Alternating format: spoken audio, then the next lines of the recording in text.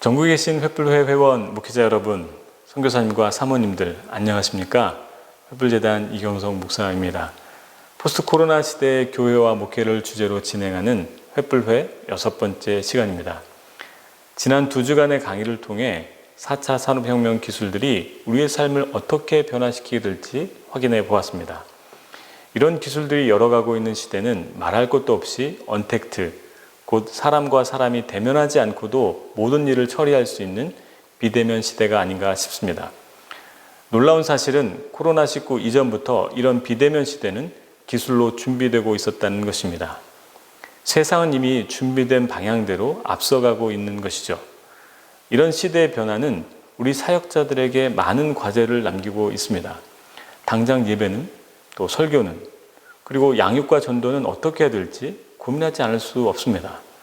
그래서 앞으로 5주간은 4차 산업혁명이 만들어갈 언택트 시대의 목회에 대해서 여러 목사님들을 모시고 그분들의 고민과 생각들을 들어보려고 합니다. 오늘 첫 번째 강의는 부평 부광감리교회 담임이시고 인천 횃불회 회장으로 섬기고 계신 김상현 목사님께서 언택트 시대의 목회 환경 전망이라는 제목으로 강의해 주시겠습니다. 언택트 시대의 목회 환경은 어떻게 펼쳐지게 될 것인지 생각해보는 시간 되시기 바랍니다. 안녕하세요. 인천 부광교회 김상현 목사입니다. 올해도 횃불의 어려운 가운데에서 영상을 통해서 서로 나누게 됩니다. 귀한 시간 됐으면 좋겠습니다. 한 번도 겪지 못한 세월 경험을 하게 됩니다. 언택트 시대. 많은 분야에서 다루고 있는데 목회는 어떻게 해야 되는가 생각해 보게 되고 또 전망하고 어떤 전략을 가지고 대책을 세워야 될까를 많이 고민합니다. 언택트 시대에 이미 많이 경영학에서 접근했죠. 2018년에 소비자 트렌드가 나올 거라고 이미 학문으로 접근했고 사회가 인터넷 쇼핑 또 비대면 사회가 되어가고 있는 현실 속에서 교회도 그렇게 될 거라고 예상은 했는데 예상치 않은 비대면 현실이 코로나19 사태를 통해서 강하게 대두됐습니다. 비대면 현실이라고 하는 게 자연적인 비대면도 있고 불가피한 비대면이 있는데 최근 코로나 사태는 원치 않는 완벽한 비대면 사회를 접하게 되면서 교회가 좋은 경험을 해보게 되고 미리 대책을 세울 수 있는 계기가 되지 않았나 그런 생각을 갖습니다. 비대면 현실 속에 교회가 가져야 될 가장 기본적인 질문을 먼저 하고 접근해야 된다고 생각하는데 비대면 현실 속에서도 교회는 모여야 되는가? 에클레시아, 모임이 이 속에도 해야 되느냐는 질문입니다. 또 한 가지 우리가 가져야 될 것은 교회의 본질, 모이는 교회. 어떻게 모일 수 있겠냐? 이 질문이죠. 또 한 가지, 교회는 또 하나의 본질, 흩어지는 교회. 호켄다이커가 말하는 모이는 교회, 흩어지는 교회 속에서 어떻게 이 시대 속에 복음을 전파할 수 있겠냐라고 하는 이야기입니다. 여전히 복음 전파가 가능할까? 다시 말씀드리면 어떻게 모일 수 있겠냐? 어떻게 나갈 수 있겠냐? 지금도 복음 전파는 가능한가? 이 문제를 전망하기 위해서 가장 중요한 원칙을 정하셔야 됩니다. 요즘 사회과학, 인문학에서 접근하는 방법 중에 안타까운 것이 현상, 상황 인식입니다. 상황을 보면서 똑같은 상황을 다르게 판단할 수 있는데 어떻게 판단하냐에 따라서 대상이 달라질 수 있고 대책이 달라질 수 있는데 이 상황을 어떻게 보느냐는 거예요. 지금 똑같은 경우에 열이 날 때에 열 나는 것이 전혀 다른 현상일 수 있습니다. 분석입니다. 이제 분석이 될 때에 어떤 예측이 가능하죠. 예측이 가능해야 대비를 하는데 원칙 하나를 정하셔야 됩니다. 상황 분석 그리고 대비에 따른 예측을 가져야 됩니다. 요즘 많은 분들이 이 코로나 사태 속에 비대면 현실을 접하면서 교회는 어떻게 될 것이라는 전망을 나름대로 했던 것을 좀 살펴보면 이름을 댈 수 없는데 이렇게 얘기하더군요. 믿음과 예배 갱신을 강조해야 된다. 신앙생활에서 생활신앙으로 가야 된다. 그러니까 교회 안에서의 신앙이 아니라 사회 속의 신앙으로 가야 된다. 소화적 신앙에서 타자 향한 대승적 신앙으로 발전해야 된다. 이렇게 접근하는 분도 있고 차이가 다른 예배의 형식, 디지털 환경에 맞는 쌍방간의 예배를 구상해야 된다는 분들도 있고요. 또 어떤 분은 이렇게 접근하더군요. 디지털을 활용한 예배 공간의 확장의 가능성을 얘기하면서 새로운 목회의 현장을 개발할 수 있지 않겠냐 이렇게 보기도 합니다. 온라인 개방성을 통해서 목회에 접목하면 굉장히 효과적일 거라는 기대죠. 그런데 의외로 대부분 이 현실에 대해서 부정적 예측이 많은 것을 보게 됩니다. 그래도 다행히 이찬수 목사님이 이렇게 얘기하더군요. 열왕기하 4장 수넴 여인의 아들의 사건을 바탕으로 믿음을 통한 희망 선포, 다시 말하면 비대면 시대에도 교회는 더 활성화될 수 있을 거라는 기대감으로 접근하면 충분히 가능하다 이렇게 접근하는 걸 봅니다. 자, 예상 접근, 전망, 전략의 원칙 하나, 기독교라면 기독교적 관점이 돼야 됩니다. 경영학이라면 경영학적 관점으로 접근해야 되겠지만, 사회학자는 사회학적 관점으로 접근해야 되겠지만, 우리는 기독교적 전망이 돼야 됩니다. 이 말은 바른 상황 이해를 해야 되지만 신앙적인 관점으로 접근하느냐는 거예요. 예를 들면 가나안 땅을 정탐하고 난 뒤 12명의 보고, 상황 판단 보고입니다. 미래 전망 예측입니다. 대비입니다. 똑같은 상황을 두고 10명의 정탐꾼은 부정적 보고를 합니다. 이유가 뭘까요? 합리적, 이성적 접근이기 때문입니다.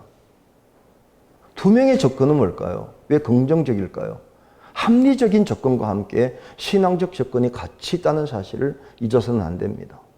오늘 이 사태 속에서도 우리가 항상 접근하는 중요한 방법 속에서 많이 안타까운 것은 아주 합리적인, 분석적인 것 같으면서도 역사를 주관하시는 하나님의 섭리 가운데서 해석하는가?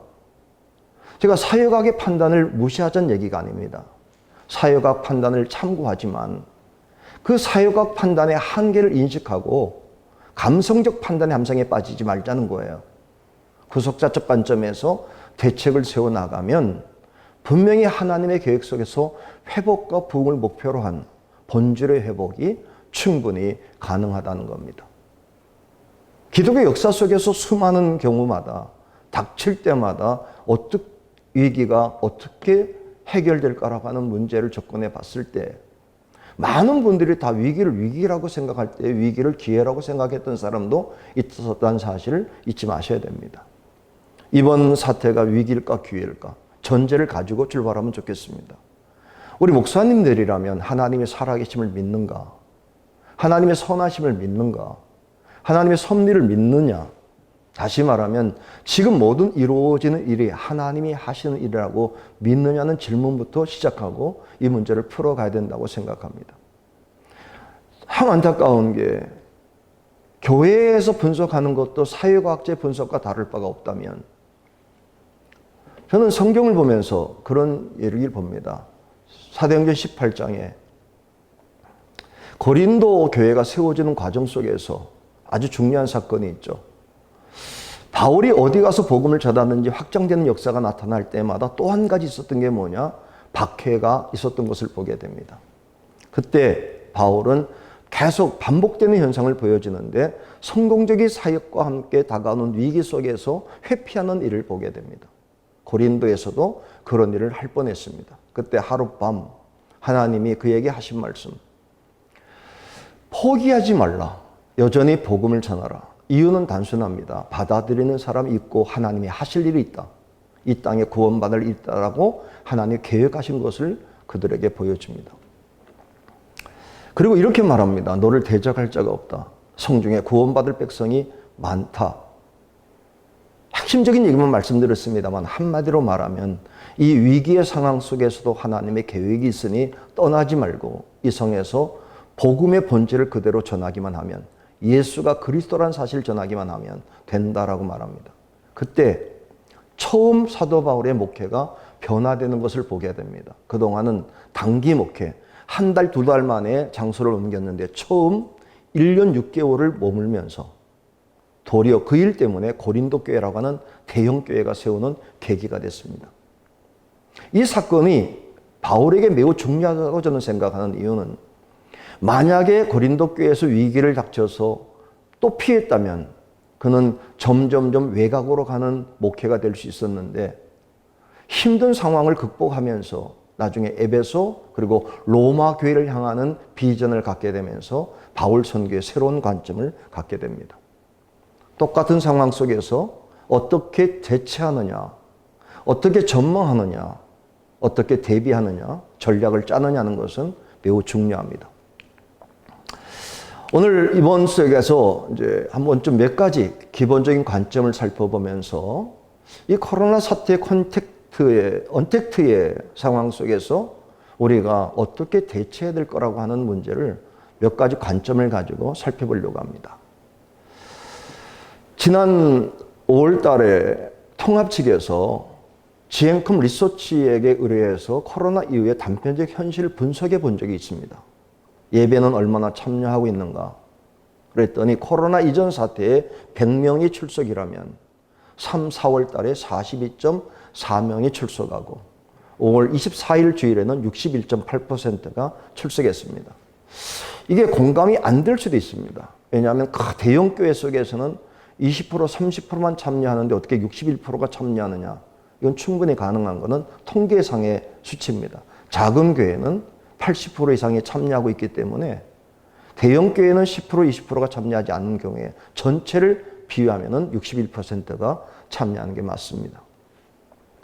근데 61%도 충격적인 결과죠. 이 이후에 어떻게 될 건가에 대해서 목사님들께서 예상해 봤습니다. 코로나 이후의 목회는 어떻게 될 건가?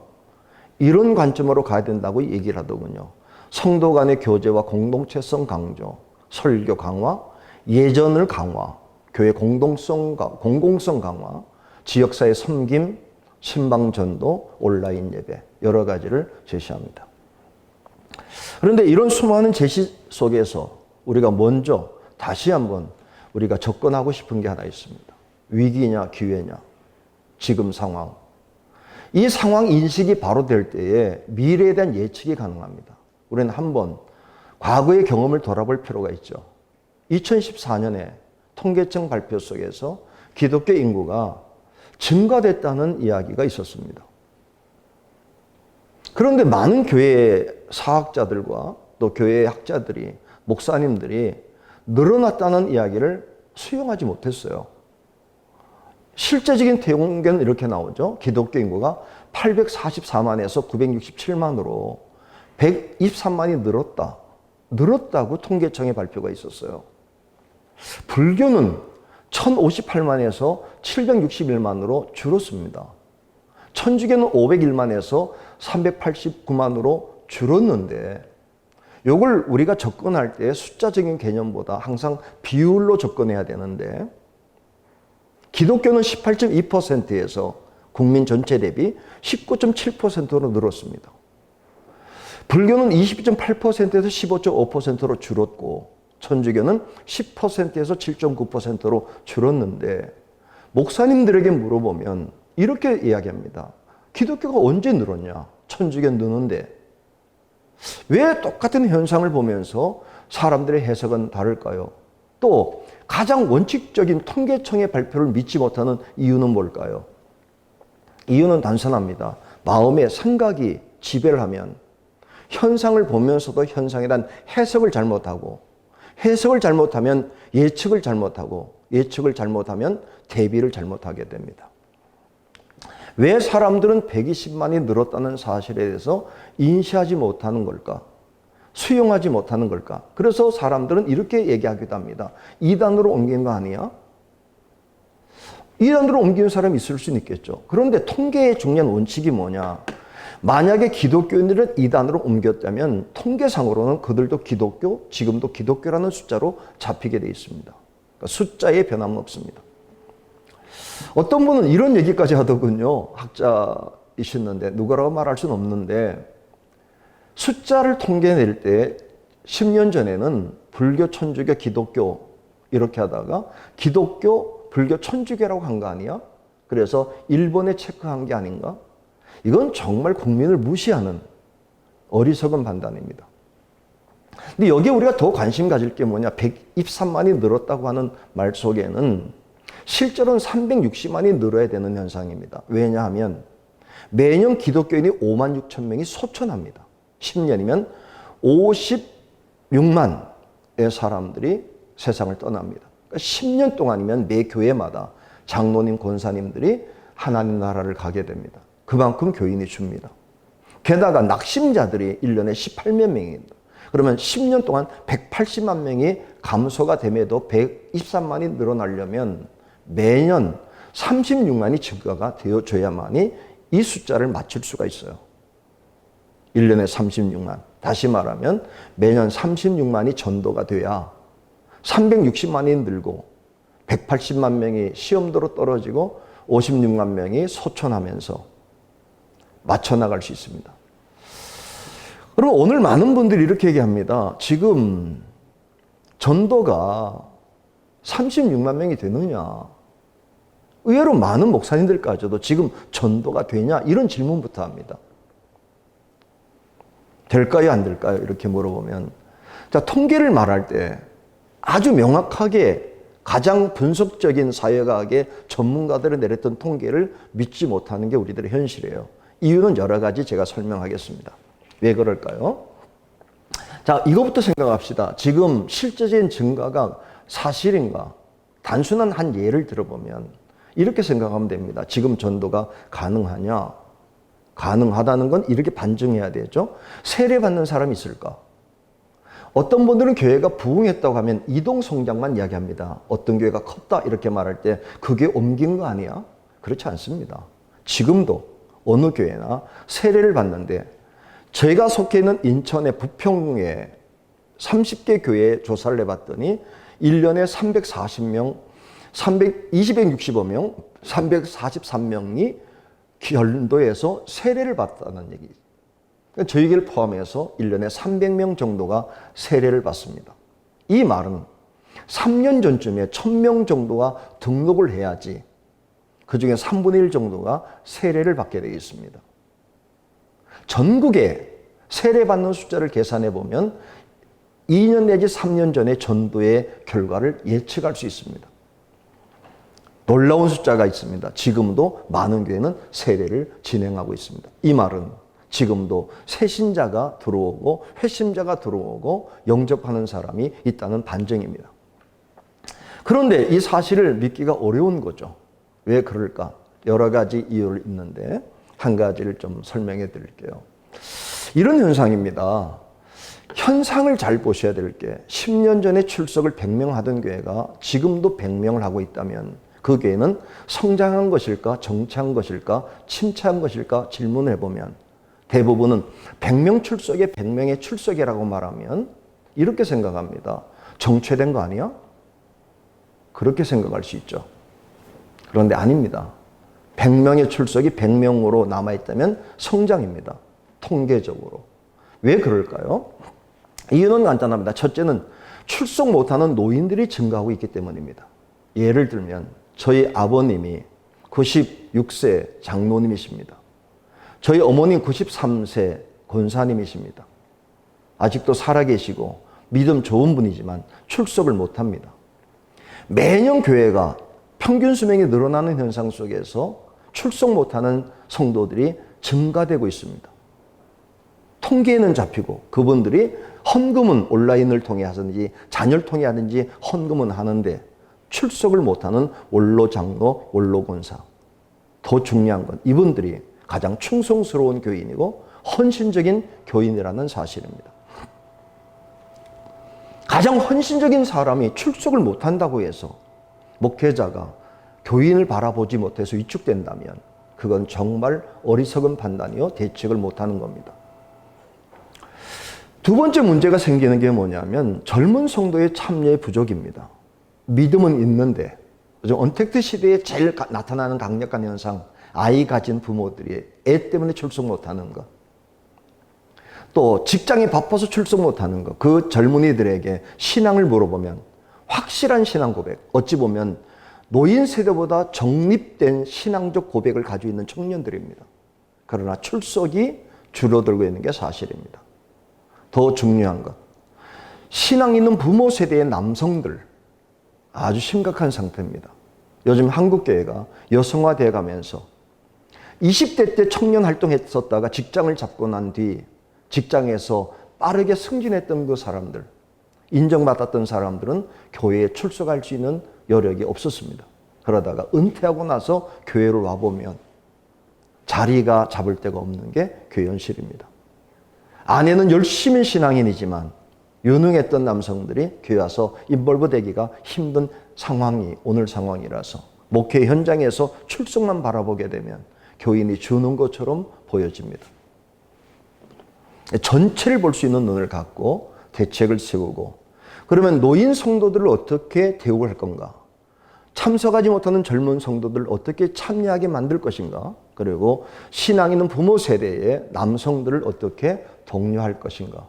그리고 동력화시킬 것인가를 연구만 하면 그런 교회는 활성화될 수 있다는 것이죠. 현재 부흥하고 있는 대부분의 교회를 살펴보게 되면 이 3세대들에 대한 대책을 바로 세운 교회들은 그래도 어려운 가운데서도 부흥이 되는 것을 보게 됩니다. 저는 가끔 목사님들에게 이런 질문을 합니다. 2000년이 들어와서 개척을 해서 10,000명 되는 교회가 가능할까? 2000년 들어와서 많은 분들이 기독교 상황을 어렵게 봤습니다. 개척해서 2000년도에 개척해서 10,000명 넘는 교회가 가능할까?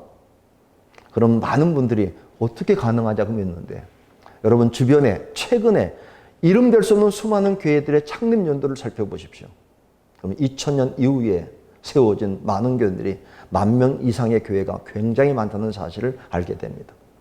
이 뭐뭐 목사, 어느 목사, 지역마다 목사님들 가운데 대형화되는 교회들 목사님들이 놀라운 건 세대 분석을 통해서 세대에게 영향을 끼치는 교회만 되면 신앙 가진 사람들이 올 뿐 아니라 또 소외된 사람들까지도 복음을 받아들이는 교회로 성장하게 되는 것을 보게 됩니다. 그런 면에서 언택트를 접근해 가야 됩니다. 지난 10년 동안 안 된다 하는 속에서도 여전히 되었다는 사실을 잊지 마셔야 되죠. 다시 한번 언택트 시대가 도래했을 때 어떻게 접근해 나가야 될까? 첫째, 바른 미래 예측입니다. 단순한 감성적 예측에서는 안 됩니다. 막연한 예측이 아니라 불확실성을 해소하는 확실한 방안을 마련하셔야 됩니다. 그러기 위해서는 정량적 분석, 통계학적 분석을 하기 시작해야 됩니다. 느낌만 가지고 말하는 해석해서는 대책을 세울 수가 없습니다. 정확한 데이터를 가지고 데이터보다 중요한 건 분석입니다.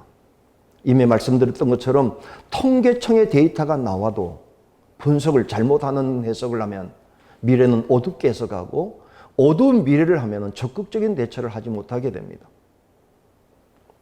자, 가장 중요한 데이터 분석 중에 하나를 소개하려고 합니다. 인구 증감과 비율입니다.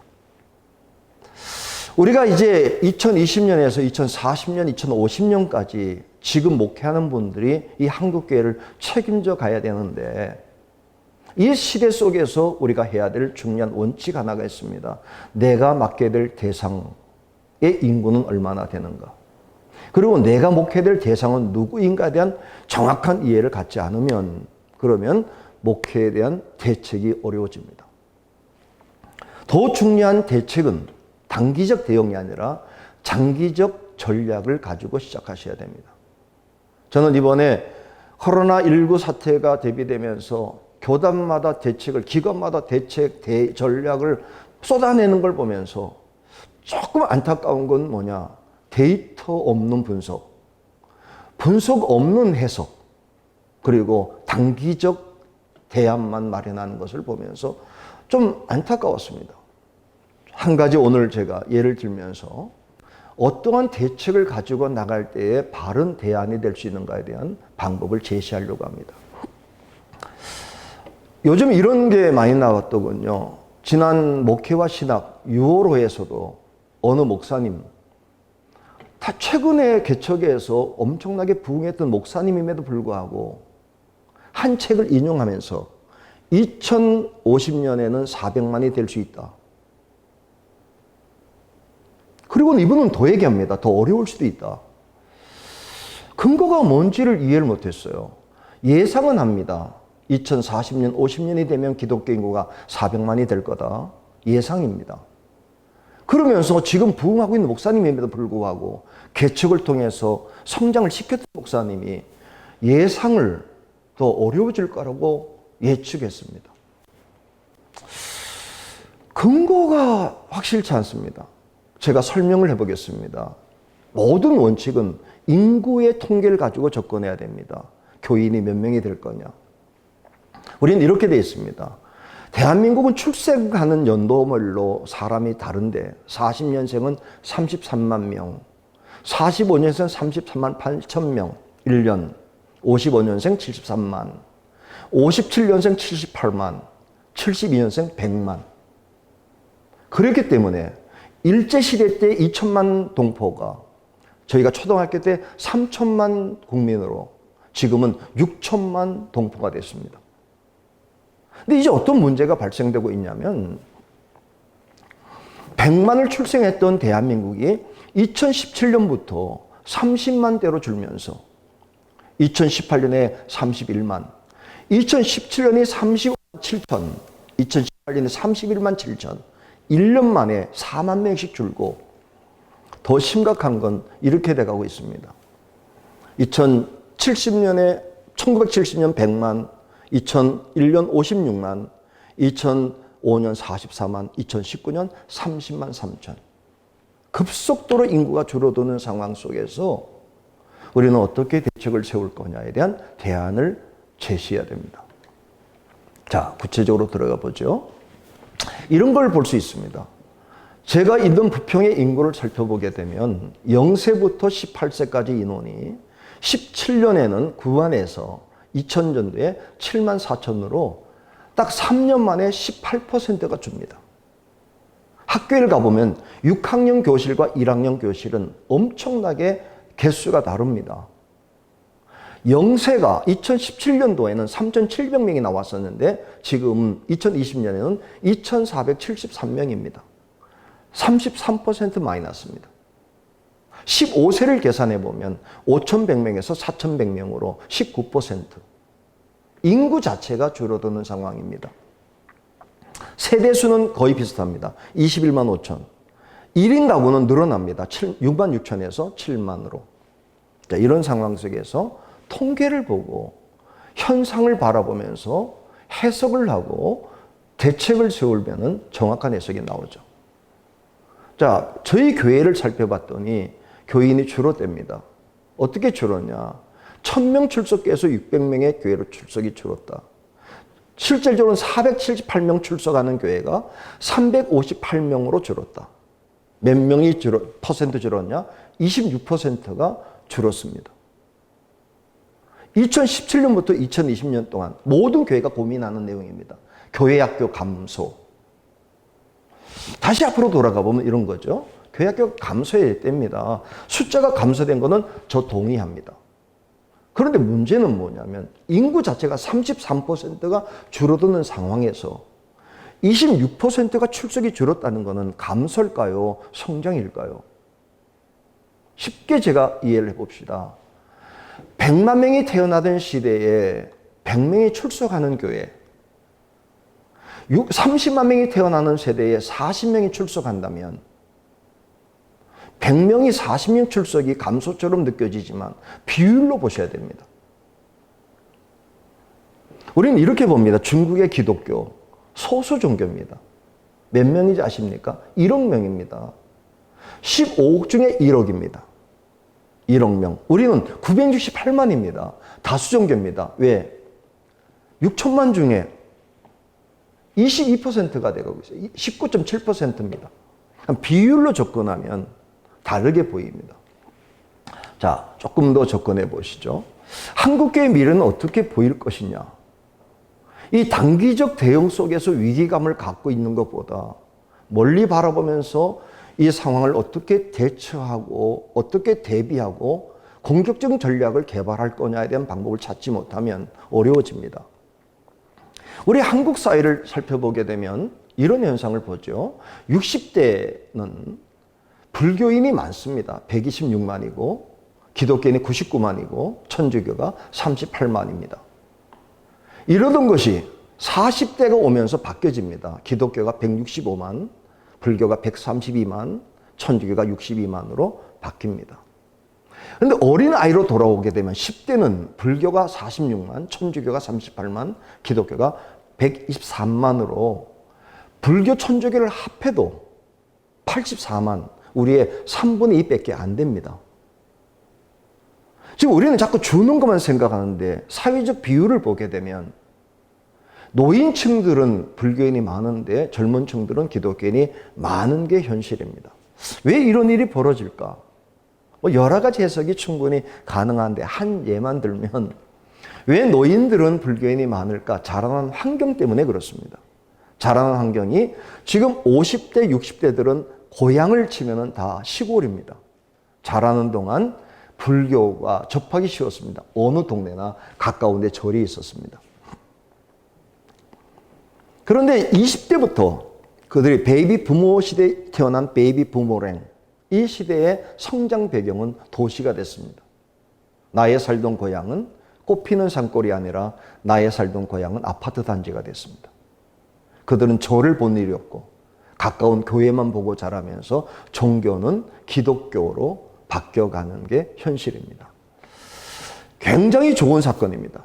이제 문제는 뭐냐면 비율은 높아지는데 복음의 본질을 가지고 있느냐, 이 문제는 다시 접근하기로 하고요. 현실을 보자는 겁니다. 기독교의 여건은 좋아집니다. 자, 종교인의 비율만 보더라도 좀 재미있는 현상, 2004년과 2014년만 비교하더라도 30대가 이런 현상이 벌어집니다. 49%인데 지금은 38%인데 이걸 조금 부정적으로 보는 사람이 있는데 통계를 보는 눈입니다. 다시 말하면 옛날에 30대라고 하는 건 지금 50대, 40대가 되는 거예요. 그러니까 2004년도에 30대가 49%였는데 10년 뒤에는 50대로 계산을 하는데 30대였다면 10년 뒤에는 40대인데 2004년도에 30대가 49%였는데 2014년은 51%로 2%가 늘어났습니다. 이 말은 무슨 얘기냐면 나이가 들수록 종교 비율이 늘어나고 있다는 겁니다. 그러니까 2004년도에는 40대가 57%였는데 그들이 50대가 되면서 60%로 3%가 증가하는 게 종교입니다. 2004년도에 50대가 62%였는데 60대가 되면서 68%로 6%가 증가합니다. 그러니까 나이가 들면서 종교를 선택하게 되는데 지금 젊은 사람들은 나이가 들면 들수록 어느 종교를 선택할 수 있는 확률이 많아지느냐? 기독교를 선택할 확률이 많아집니다. 어떤 분들은 또 이런 얘기를 합니다. 통계청의 조사를 보면 종교 호감도를 살펴볼 때 아주 뒤에 있는 자료라서 보일 수 있을지 모르겠습니다만은 호감도에 이런 얘기가 나옵니다. 불교가 호감도가 제일 좋고 천주교가 다음이고 그리고 기독교가 제일 떨어진다. 몇십 년마다 통계 낼 때마다 호감도 조사에 1위는 불교, 2위는 천주교, 막내는 기독교. 근데 통계청 조사의 결과 분석에 재미있는 얘기가 나옵니다. 왜 호감도가 불교가 좋음에도 불구하고 불교는 침체가 되고 기독교는 성장하는 것일까? 그건 아주 단순합니다. 종교를 선택하는 이유 뭔지 아십니까? 가자고 하는 사람이 있어야 갑니다. 호감도로 선택하는 게 아닙니다. 누가 와서 우리 교회 가자, 우리 절에 가자, 우리 천주교 가자고 초청에 따라서 가게 되어 있습니다. 호감도 조사는 아무런 문제가 없을 때 편안한 상태에서 어느 종교가 좋다라고 체크하는 거하고 위기의 상황이 닥쳤을 때 교회를 선택하는 건 아주 차원이 다르기 때문에 호감도와는 상관이 없습니다. 그걸 잊지 마셔야지 복음 전도가 가능합니다. 자, 2040년도에 기독교 인구는 어떻게 될까? 300만 내지 400만 된다라고 얘기하는 책 때문에 많은 분들이 300만, 400만 통계적인 근거도 없이 생각할 때 통계를 살펴보게 되면 기독교 인구는 25% 정도를 차지할 가능성이 많습니다. 다시 말씀드립니다. 노년층은 점점 줄어들어가고 젊은 층이 들어오게 될 때 종교 인구는 50%를 차지하는데 조금 줄어들면 40%까지 갈 겁니다. 한국 사회는. 무종교가 많아지고 있습니다. 만약에 40%의 사람이 종교를 갖게 될 때 아까 봤던 것처럼 10대들은 3분의 2가 불교와 천주교가 합해도 기독교의 3분의 2밖에 안 되는 현실입니다. 그렇게 되면 어떤 평균이 나오게 되냐면 종교 인구의 절반 이상이 기독교 인구로 되게 됐을 때 종교 인구가 전체 인구의 43%라면 기독교 인구는 21.5%가 되게 되어 있습니다. 게다가 지금 단시 제가 이제 결론을 말씀드리고 싶은 건데 이 코로나 사태가 있고 난 뒤에 다시 전도가 가능해질 때 새로운 기회는 가질 수 있습니다. 대면 전도와 비대면 전도를 양쪽으로 공격하면 확장 가능성이 25%까지 넘어갈 수 있죠. 그렇게 됐을 때 기독교 인구는 얼마나 될까요? 자, 저출산과 초교령 사회를 통해서 한국 인구는 4천만으로 감소하게 될 겁니다. 왜 그러냐? 1940년, 50년대에 30만, 40만 태어나다가 71년대 100만까지 올라간 적이 있었는데 다시 30만으로 줄어들 때 그 대신 한 가지 좋은 점은 뭐냐? 평균 수명이 올라가게 돼서 일제시대 때는 60을 살지 못했던 시대라서 30명이 태어나서 2천명밖에 남지 않았지만 지금은 30만이 태어날지라도 100세 시대가 될 때에 4천만 인구를 유지하게 될 겁니다. 그러면 4천만 인구의 25%는 1,000만의 기독교인으로 구성됩니다. 그러나 제일 고민 25%가 중요한 게 아니라 차라리 70년대에 100만 기독교인의 복음으로 무장된 기독교와 1,000만의 기독교인이지만 종교화된 기독교가 될까 봐 걱정입니다. 유로처럼 종교가 뭐냐 물어보면 기독교라고 말하지만 복음의 내용이 없는 것. 그렇게 될까 봐 걱정입니다. 그래서 우리는 오늘의 현상을 접하면서 대책을 세울 때 목표성 대안이 돼야 됩니다.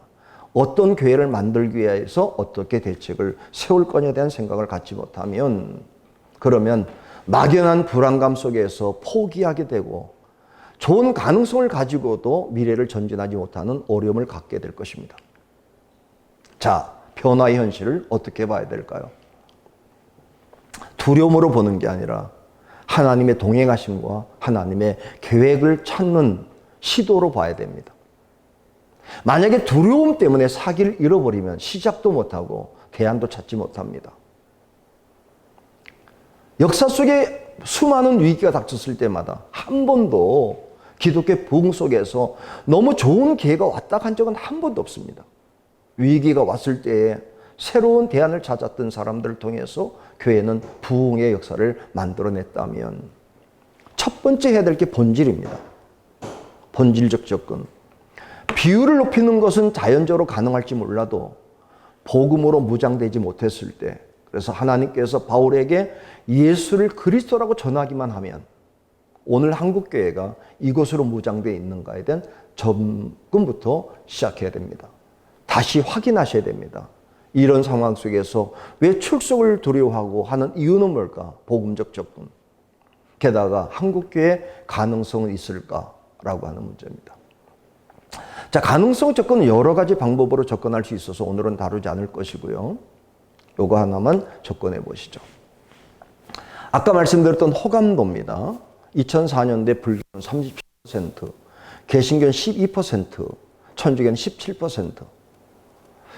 2014년에 25% 불교, 천주교 18%, 개신교는 10%. 그런데 결과는 놀랍습니다. 호감도가 없는 개신교는 계속 성장을 하고 호감도가 좋은 다른 종교는 성장에 한계가 있는 게 아니라 침체가 되는 이유, 호감도와 선택은 다르다고 하는 사실을 잊지 마셔야 됩니다. 잘못된 통계 때문에 마음이 위축이 돼버리면 시도도 못하고 지금 전도한다고 돼? 이런 생각 때문에 전도 자체를 시도하지 않게 됩니다. 항상 잊지 마셔야 됩니다. 종교의 선택은 호감도에 따른 선택이 아니라 전도에 의한 결과. 초대교회가 어떻게 기독교가 호감도가 있었습니까? 다 대적적인 상황, 부정적인 상황, 고린도든 에베소든 로마까지도 적대적인 상황 속에서도 복음에 무장된 사람의 선포는 위기의 순간 속에서도 하나님이 권면하는 종교를 선택하게 하시는 놀라운 역사를 보일 수 있다는 것이죠. 자, 제가 오늘 좀 소개하고 싶은 거 대상입니다. 이제 이 코로나 사태, 언택트 시대에 우리가 어떤 대상에 관심을 가져야 될까? 대상의 변화입니다. 우리는 자꾸 사회가 변화되는 것만 생각하면서 대상의 변화에 대해서 둔감한 걸 보게 되죠.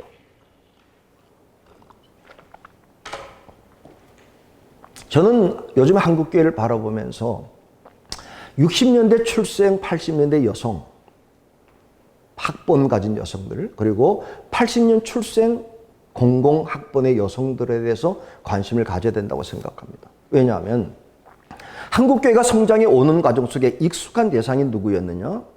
50년대 출생 여성들이었습니다.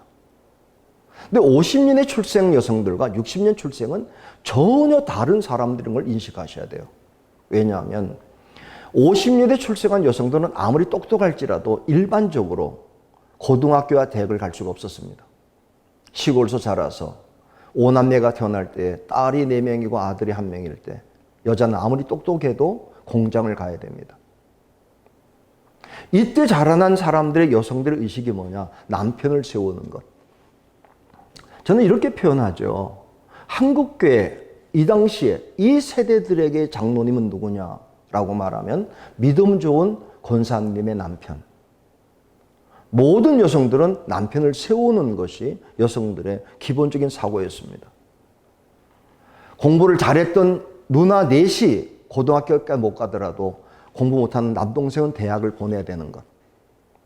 그런데 60년이 되면서 출생한 여성들이 달라집니다. 왜냐하면 사남매로 끝나게 되고 환경이 좋아지고 다 대학을 갈 수 있게 됐을 때 그들이 학번이라는 단어를 갖게 됩니다. 50년 출생들끼리 여자들이 모이면 학번이라는 말을 하면 안 됩니다. 그런데 60년 출생들에게는 절반 이상이 대학을 가게 되면서 학번이라는 용어를 쓰게 됩니다. 이 학번이라는 단어보다 중요한 게 뭐냐? 남성, 여성이 대학을 다니면서 함께 다니면 캠퍼스 커플이 생기게 되는데 이 캠퍼스 커플 중에 공부는 여자가 잘해도 사회 속에는 여자를 받아주는 게 아니라 남자가 받아주는 사회였습니다. 여성이 유능한 사람들이 많았습니다. 지난 한국교회가 부흥되는 계기 속에 어떤 사람의 도움을 받았느냐. 이 60년대 출생, 80년대 학번 여성들이 교회에 들어와서 자기의 재능을 활용하기 시작합니다. 그래서 50년 출생에 가졌던 교회들과 이 세대의 교회들은 전혀 분위기가 달라지죠.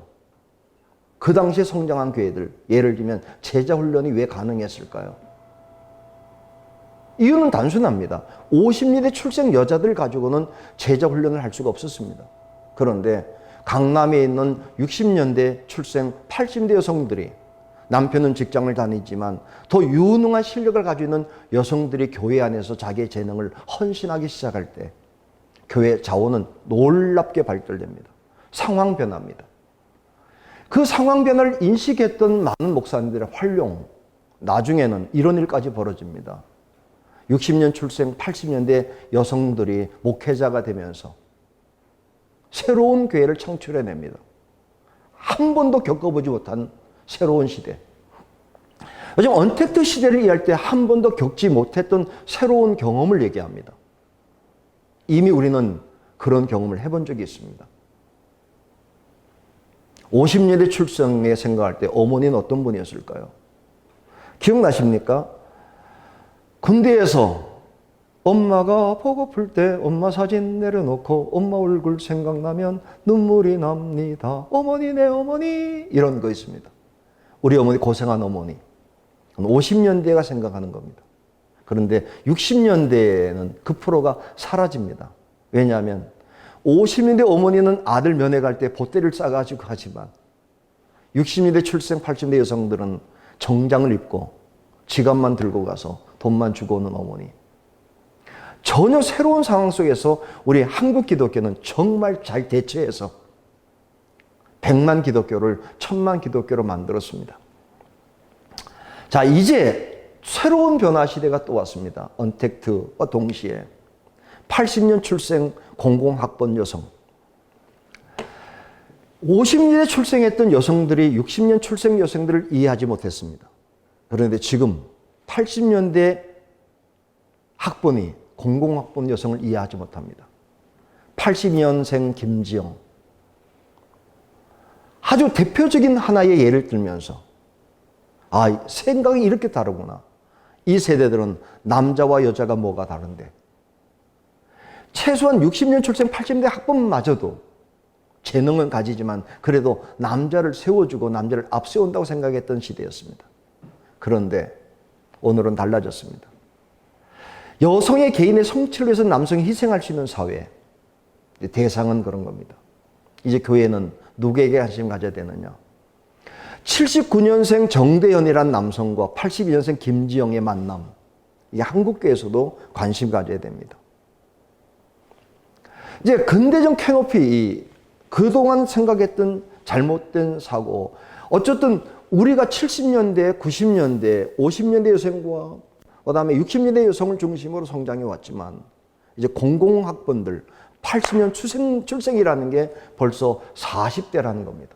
교회 중추, 그리고 20년에는 60대가 될 사람들. 이 사람들이 언택트 시대의 주역이기도 합니다. 명확히 말씀드리면 가정의 모든 분위기를 결정할 수 있고 신앙의 방향까지 잡을 수 있는 사람은 누구일까요? 50년대는 남성이었습니다. 60년대는 여성이면서도 남성을 앞세웠지만 이제 80년 출생 공공학번은 아이들의 미래까지도 엄마가 결정하는 시대. 그러면 교회는 누구를 대상으로 해야 되는가? 80년 출생 공공학번, 지금 40대 그리고 20년 동안 한국교회 주도하게 될 60대 될 사람들. 여성에 대한 이해력이 있는가? 세상에 물건 파는 사람도 이 대상을 대상으로 해야 소비가 된다고 합니다. 언택트가 소비가 무너진다는 게 아니라 소비의 방향이 바뀐다는 겁니다. 그렇다고 비대면이 대면까지 무너지는 게 아닙니다. 교회가 그렇게 될까요? 교회의 특성이 뭘까요? 접촉입니다. 위기이냐 기회이냐 다시 물어보셔야 됩니다. 상황이 아니라 대처가 중요합니다. 저는 어릴 때부터 들었던 좋은 얘기가 있는데 전쟁통에 부자 난다. 우리나라의 모든 재벌이 언제 출발하는지 아십니까? 전쟁통에 출발합니다. 남들은 전쟁 때문에 망한다 생각할 때 전쟁을 위기로 삼았던 사람, 조건은 하나입니다. 기회가 와도 준비가 되지 않으면 기회를 잡을 수 없고, 위기가 올지라도 준비된 사람은 위기를 기회로 만들고 기회를 대박으로 만드는 사람입니다. 오늘 한국교회 문제를 이제 정리해 갑시다. 기독교 인구의 증가 현실 속에서 위기는 지나가게 될 겁니다. 단적인 예를 하나 들죠. 중국이 코로나 사태가 해제된 순간 순식간에 만리장성에 관광 떠난 사람들. 적응이 너무 빠릅니다. 이 위기가 끝나는 순간 조심스러운 것은 결석이 일상화될까 봐 걱정입니다. 그때 우리가 준비해야 될 것. 지금 40대이면서 20년 동안 60대 한국교회를 주도해 가게 될 여성들에 대한 대책은 무엇인가? 그것들을 제도화시킬 수 있다면. 농사를 진짜 잘 짓는 사람이 누군지 아십니까? 겨울철에 객토, 흙을 실어다가 날리면서 봄농사를 준비하는 사람이죠. 저는 요즘에 한국교회의 대안을 이렇게 생각합니다. 70년대 새로운 변화 속에서 새로운 변화를 대처했던 승리한 목사님들의 모습 속에서 새로운 대안은 본질입니다. 그게 뭡니까? 복음입니다. 자, 언택트 시대의 전략을 좀 살펴봅시다. 코로나 이후에 생활 양식이 변화될 거다. 2020년 7월 달에 한국 리서치의 결과 비대면 물건이 62%가 증가하게 될 거다. 업무 증가가 40% 늘게 될 거다. 온라인 강의가 36% 늘게 될 거다. 여행 횟수는 29% 감소하게 될 거다. 모임 감소는 28%가 줄 거다. 이런 얘기를 했습니다. 저는 조금 다르게 생각합니다. 여행이 줄까요? 해제가 되면? 밀렸던 여행이 나가게 될 겁니다. 왜냐하면 감성 자체는 막을 수가 없습니다. 교회는 감성입니다. 지금 대학의 강의가 비대면을 하기 때문에 코로나 사태가 끝나도 비대면으로 갈까요? 대학은 강의가 아니라 대학 생활입니다.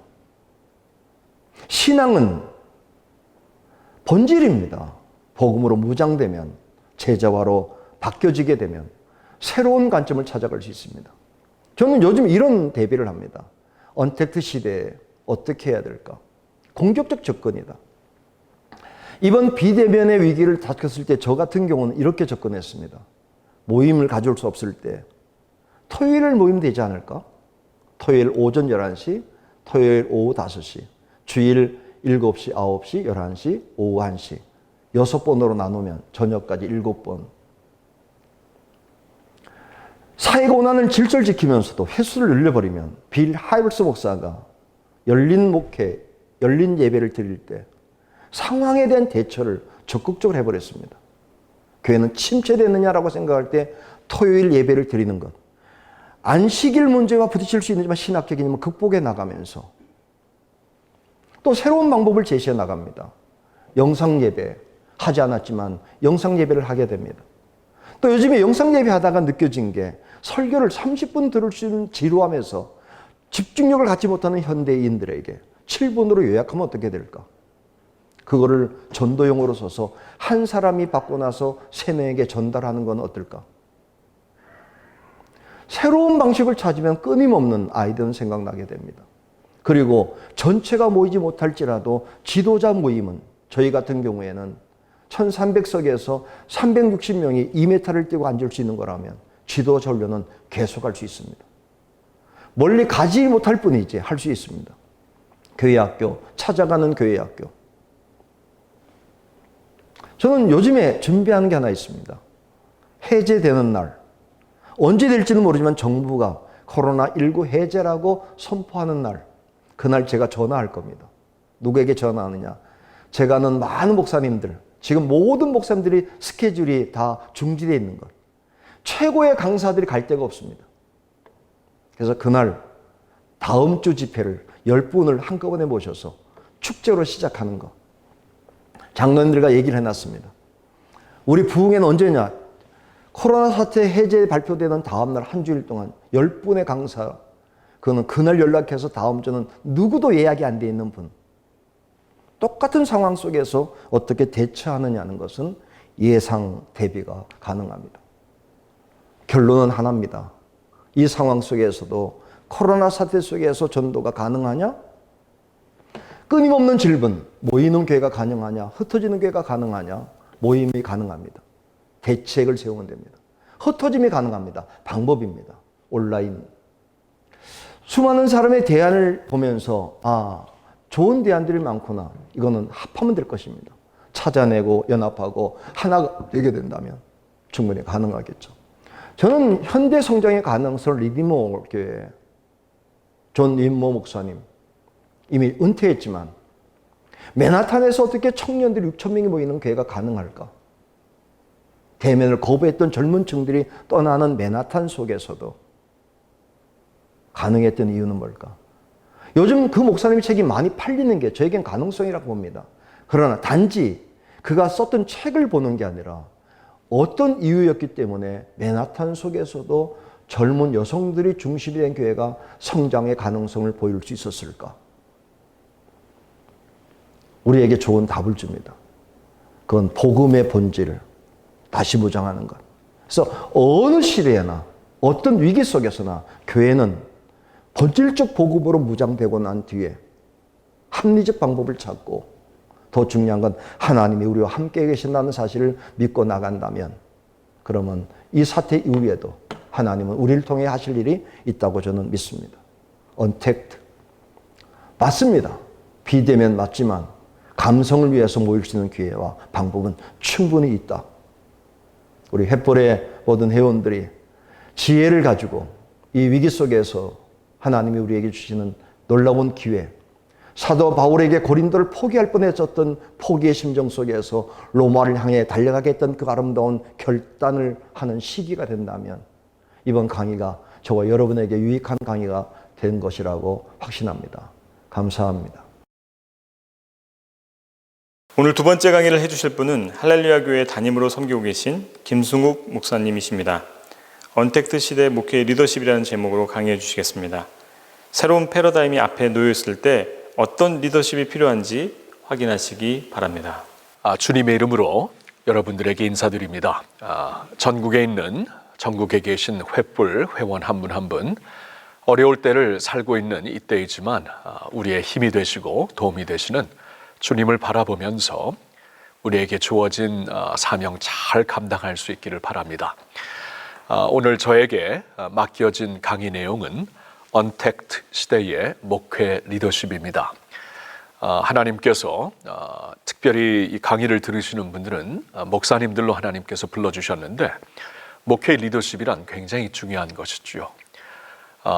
우리가 주님을 따르고 또한 주님을 따르는 종들로서 교회를 인도할 때 온 교회가 주님을 따를 수 있게 되는 것입니다. 그래서 리더십의 중요성은 더 말할 필요가 없겠지요. 여러분들 이때에 더욱더 성령님의 세밀한 인도하심을 받으시고 주 안에서 이때를 잘 감당하시며 더 귀한 열매 맺을 수 있기를 바랍니다.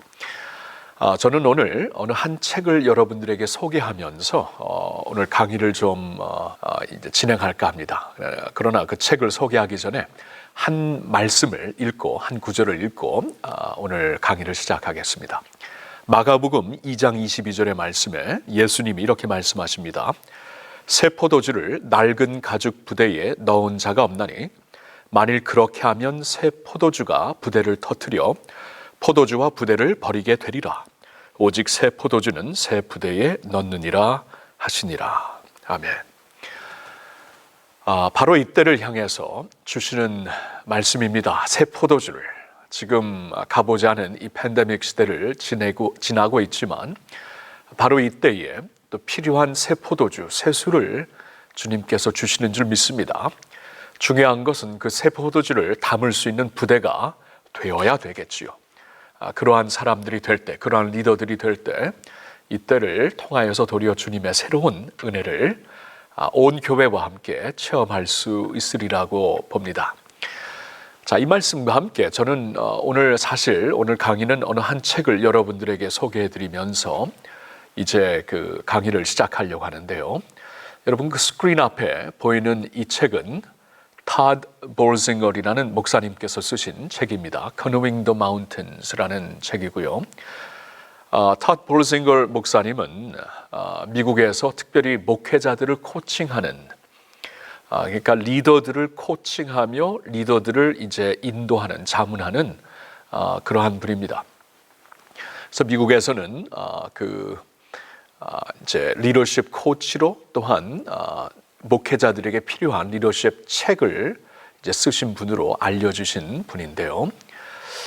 이분이 이제 쓰신 이 책은 내용이 크게 본다면은 이 내용은 이제 우리가 신학교에서 목회자들로서 신학교에서 배우지 못한, 그리고 목회를 하면서 그동안 선배들에게 배우지 못했던 그러한 시대에, 그러한 상황을 맞이하면서 목회를 하게 될 때 과연 우리가 어떻게 할 수 있는 것인가.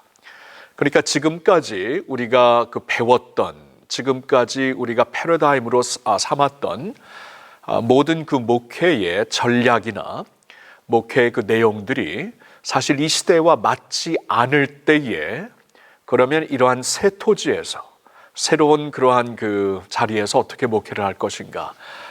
많은 목사님들을 이제 코칭하면서 이제 쓰게 된 이 책인데요. 그러니까 이 책이 사실 2015년도에 쓰여졌습니다.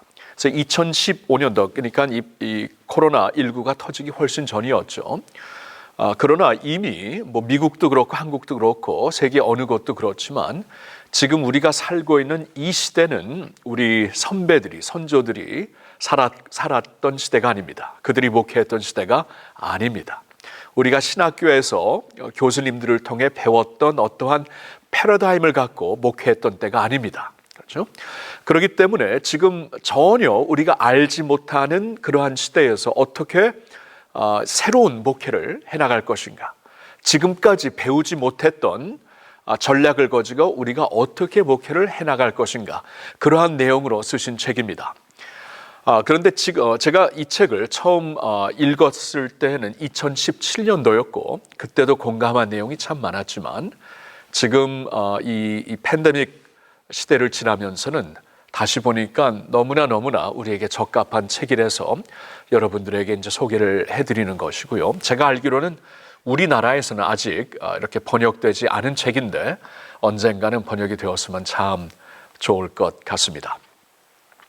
자, 이번에 그 책의 타이틀을 보면은 타이틀, 그러니까 보면은 Canoeing the Mountains, 좀 이상하죠? Canoeing the Mountains라는 뜻은 카누를 타고 산을 오른다라는 뜻이 아닙니까? 여러분, 카누를 타고 어떻게 산을 오를 수 있을까요? 그러니까 오늘날 우리가 전혀 가보지 않은 어떠한 그러한 콘텍스트에서 목회를 한다는 것이 곧 카누를 가지고 산을 타는 것과 같다. 전혀 맞지 않는 옷과 같다라는 그러한 제목입니다. 제목에서도 알 수 있죠.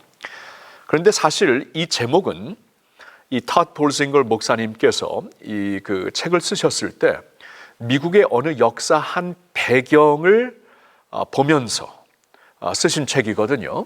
그 역사 배경을 이렇게 잘 나타내고 있는 그러한 제목이 됩니다. 역사 배경은 언제냐 하면은 이제 한 1803년도 4년도가 되는데 그때에 미국의 세 번째 대통령이었던 토마스 제퍼슨이 이제 그 탐험가 두 사람을 세워가지고 탐험팀을 꾸밉니다.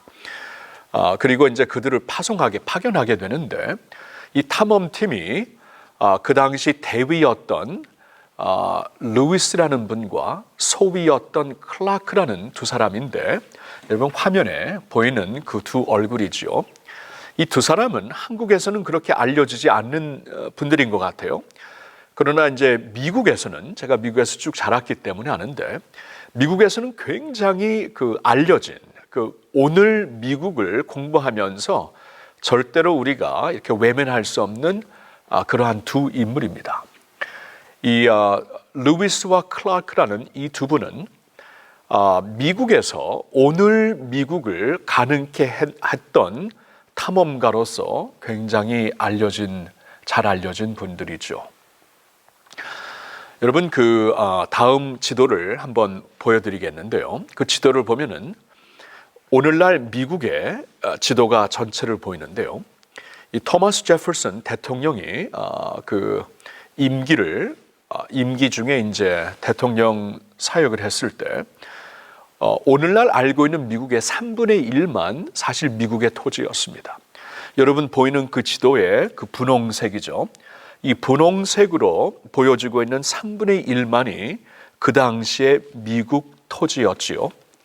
그런데 1803년으로 기억이 나는데 그때에 토마스 제퍼슨이 그 당시에 이제 아메리카 대륙을 서로 이제 지배하기 위해서 그 당시 유럽 구라파의 이제 강대국들이 이제 아메리카 대륙을 서로 이렇게 차지하려고 했을 때 그 미국의 지금 보라색으로 보이는 그 지역은 사실 프랑스가 이제 지배하는 곳이었습니다.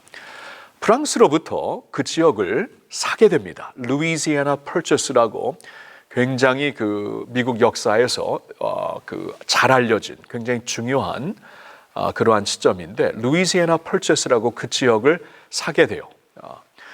사게 되는데 물론 그 당시에 토마스 제퍼슨이나 모든 전문가들 아마 불란서에서도 마찬가지였는데 그 지역 전체가 얼마나 큰지를 몰랐어요.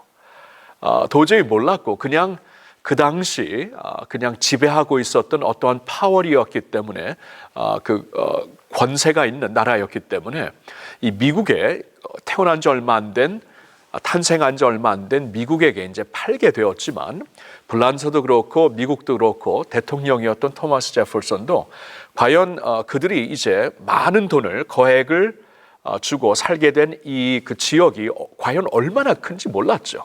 불란서인들도 몰랐고 그 지역은 사실 그 당시 인디언들이 여러 부족 인디언들이 살고 있는 데였기 때문에 사실 모든 그 지역을 파악하기 전이었습니다.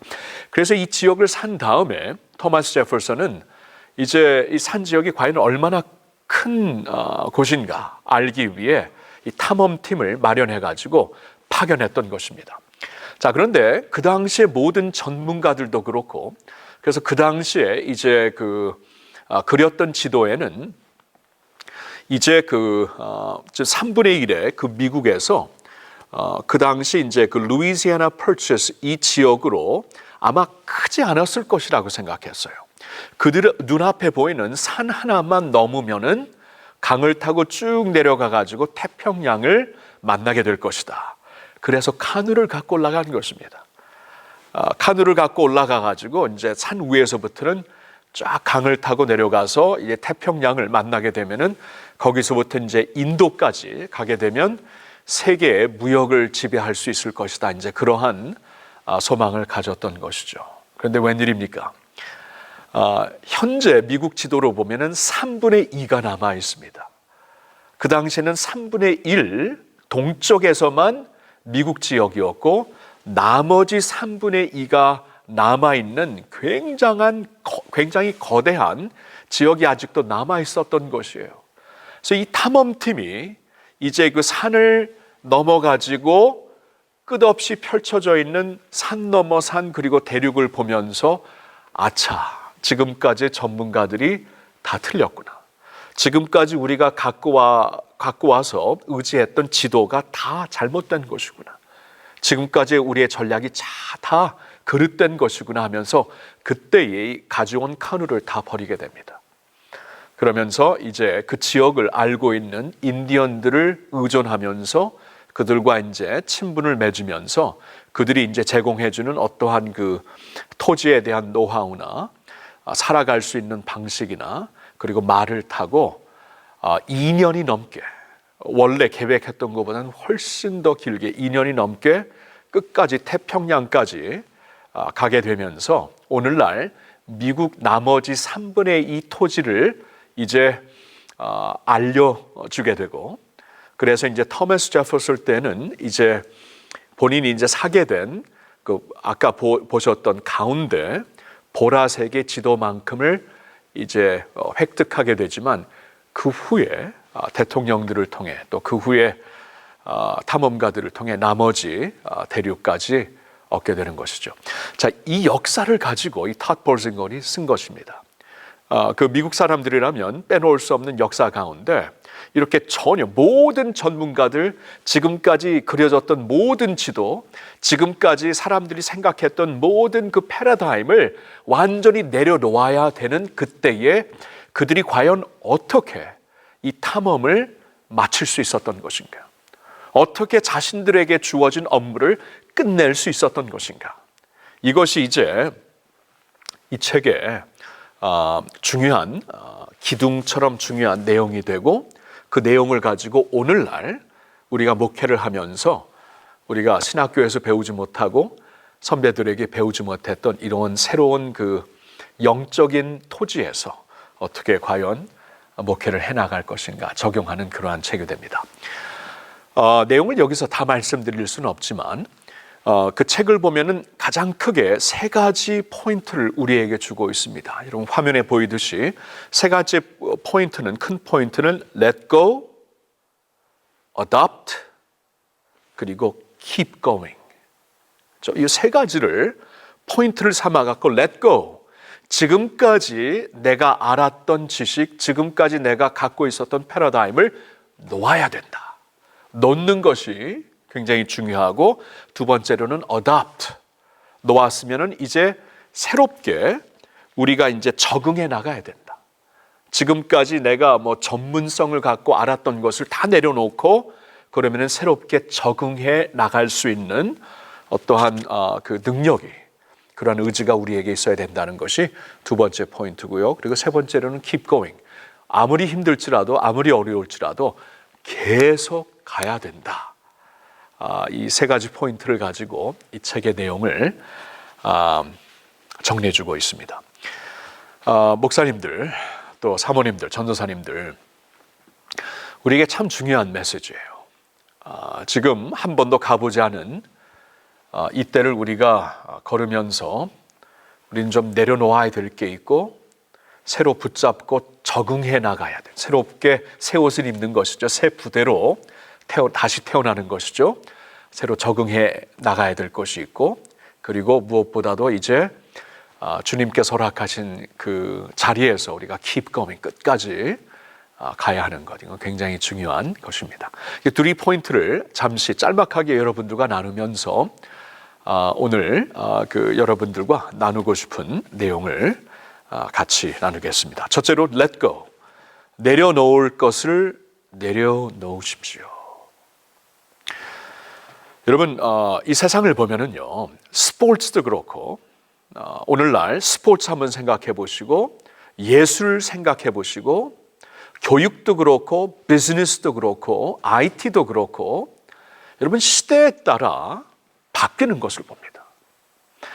10년 전에 우리가 다 알고 있었던 IT, 그때는 이건 대단한 것이다. 이걸 가지고 이제 새롭게 우리가 돌파할 수 있는 어떠한 툴을 얻게 되었다라고 우리가 생각했지만 10년 전 거는 이제 지나갔습니다. 그것을 아직도 붙잡고 있다면은 우리는 뒤질 수밖에 없는 것이죠. 새 시대를 올바로 영적으로 파악할 수도 없고 이때의 사명을 감당할 수도 없습니다. 스포츠도 그렇죠.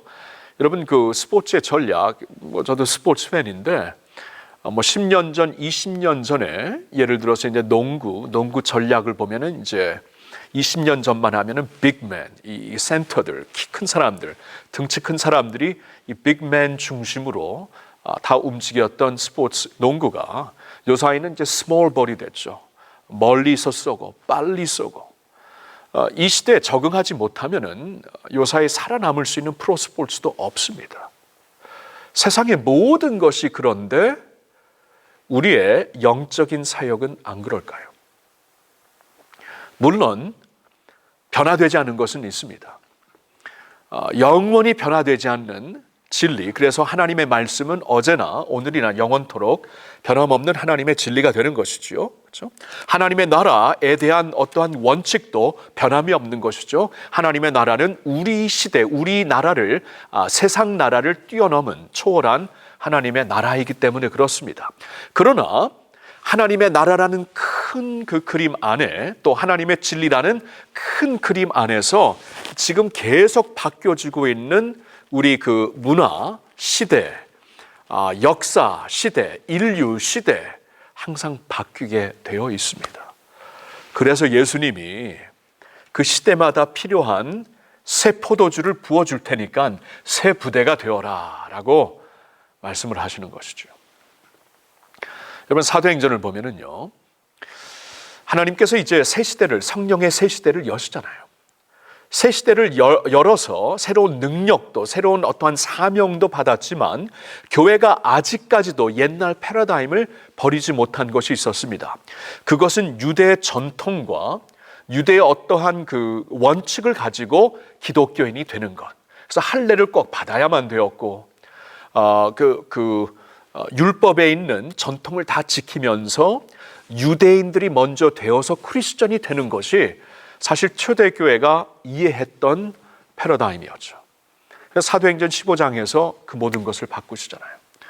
성령께서는 분명히 이제 이방인들을 통해 그들이 먼저 유대 종교로 개종하지 않고도 성령께서 이제 그들에게 예수를 믿게 하고 성령의 열매를 주시는데 초대교회가 계속 뒤처져 있는 것이에요.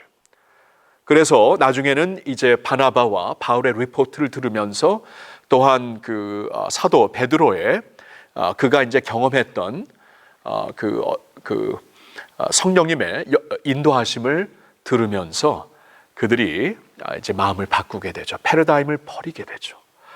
지금까지 우리가 알고 있었던 하나님의 구원의 방법, 그렇죠? 구원이라는 것은 영원하지만 예수 그리스도를 통해 주님의 피 묻은 십자가 복음을 통해 구원받는 것은 영원히 변할 수 없는 진리이지만, 그러나 그 구원받은 백성들이 어떻게 하나님의 백성들이 되는가, 어떻게 그 구원이 실천되는가, 이것은 바뀌어지는 것이거든요. 성령의 시대, 교회의 시대를 통하여서 이미 바뀌어 나가고 있는 성령의 역사를 주님의 교회가 빨리 터득을 했어야 되었습니다. 빨리 새 옷을 입어야만 됐습니다. 새 부대가 되었어야만 됐습니다. 그래서 사도행전 15장을 거쳐가지고 이제 본격적으로 세계 선교가 진행되고 있지 않습니까? 이렇게 변함이, 이렇게 렛고함으로써 변함이 없으면은 성령의 부어주시는 새 포도주를 우리가 체험할 수 없다는 것입니다. 여러분, 하나님께서 아브라함을 부르셨을 때 아브라함을 우르에서 부르시죠. 우르에서 네 아버지, 너의 아버지 본토에서부터 떠나라. 떠나는 것이 왜 중요했을까요? 분명히 하나님은 이미 아브라함을 선택하셨습니다. 아브라함을 통해 하실 계획이 있었는데 아브라함은 반드시 그 하나님의 부르심에 부응하기 위해서, 순종하기 위해서는 아비의 집을 떠나야만 되었습니다. 아비 집을 떠난다는 것은 그 당시에 지금까지 자신의 패러다임을 놓는 것입니다. 내려놓을 것을 놓는 것입니다. 놓아야만 지금까지 내가 알고 있었던 어떠한 모습을, 방식을, 관습을 놓아야만, 지금까지의 전략을 놓아야만 그 다음 단계로 하나님께서 우리를 이끄실 수 있다는 것입니다. 온라인 사역이 처음으로 본격화되었을 때 지난 3월달, 4월달이었죠. 그때 이제 그 후에는 이제 그 병행을 하고 있지 않습니까? 이제 온라인과 오프라인이 같이 가고 있는데, 그리고 또 이제 때때로 이제 제2차로 거리두기를 두고 또 2단계, 3단계로 간다면은 또 이제 온라인으로 우리가 이제 갈 수밖에 없는 상황이 이제 계속 왔다 갔다 할 것 같아요. 그러나 적어도 3월달, 4월달 2달 동안 한국 모든 교회가 온라인으로 가면서 참 많은 것을 우리가 깨닫게 되었어요. 저희 교회에서도 저도 많은 것을 깨닫게 되었는데, 예를 들어서 이제 그 온라인 설교를 해보니까 저도 그렇고 우리 부목사님들도 그렇고 설교를 하면서 우리의 설교에 그 지금까지의 틀이 이렇게 틀을 놓게 되는 것을 보게 되었습니다. 보통 때 설교하는 거하고 이제 그 지금처럼 카메라를 바라보면서 설교할 때에 바뀌어질 수밖에 없습니다. 이 교인들이 온라인으로 설교를 듣게 되는데 이제는 좀 더 심플화되어야 되고 본질을 전해야 되고 좀 이렇게 필요하지 않은 것은 다 가지치기 해야 되고, 그래서 어떻게 보면 설교가 더 심플해지고 짧아졌는데 다들 하나같이 해주시는 말씀이 설교가 업그레이드되었다. 우리 부목사님을 보면서도 참 업그레이드 되는 것을 볼 수 있었습니다. 그만큼 이 온라인이라는 전혀 가보지 않은 이러한 그 새로운 틀 안에서 우리는 설교가 이제는 소통이구나. 이 소통, 설교가 어떠한 그동안에는 어떠한 그 웅변력, 그동안에는 어떠한 그 설교학에서 배우는 여러 가지 중요한 요소들이 있었지만 무엇보다도 설교는 소통입니다. 소통. 성도들과 주님의 사랑 또 목회자의 사랑을 소통하는 것인데 소통이 이루어지면서 설교가 바뀌어지는 것을 보았습니다. 그러면서 새롭게 되더라고요. 더 업그레이드가 되더라고요. 근데 거기에서는 분명히 내려놓는 것이 먼저 요구가 되었다는 것입니다. 목회자, 존경하는 또 사랑하는 목회자 여러분, 지금은 마이너스 영성 때입니다. 하나님께서 지금 우리에게 코로나19 이 시대를 걷게 하시면서 분명히 하시는 일이 마이너스 영성, 그동안 좀 불필요했던 것, 그동안 이렇게 오버래핑 되고 막 한 번, 두 번, 세 번에 이렇게 이루어졌던 사역들을 좀 우리가 심플화시키면서 가지치기를 하면서 더욱더 본질을 향해, 그렇죠? 예배 순서나 설교 내용이나 사역의 모든 면에서 굉장히 본질을 더욱더 강화하시면서 본질을 통해 우리 주 예수 그리스도가 더욱더 드러나게 하시는 때입니다. 마이너스 영성의 시대입니다. 그래서 지금은 정말 우리가 하나님 앞에서 그동안 우리의 삶을 좀 돌아보면서, 사역을 돌아보면서, 우리의 설교, 우리의 예배 순서, 사역들을 좀 돌아보면서, 이것은 불필요한 것이었구나. 이것은 오버래핑 되는 것이었구나. 이것은 좀 더 본질에서 빗나간, 그래서 좀 더 본질로 다시 우리가 인도해야 되는 사역이구나. 이렇게 다시 한번 점검하면서 마이너스 영성이 강조되는 때입니다. 루이스와 클라크는 그 팀과 함께 과감하게 카누를 버렸어야만 이 탐험을 끝낼 수가 있었습니다. 본인들에게 주어진 사명을 감당할 수 있었습니다. 과감하게 버리십시오. 기독교